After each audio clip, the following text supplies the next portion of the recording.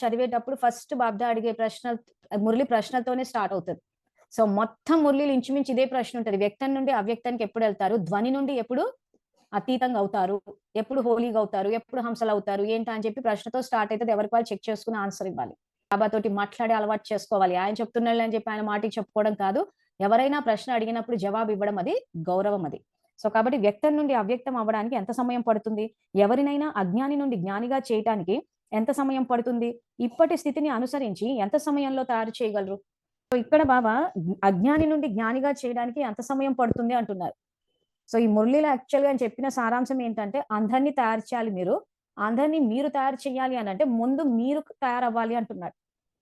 ఈ విషయం తెలియకపోవడం వల్ల ఏమవుతుందంటే, చాలా మంది జ్ఞానం చెప్తారు. ఆ తర్వాత అక్కడ ఎఫెక్ట్ ఉండదు.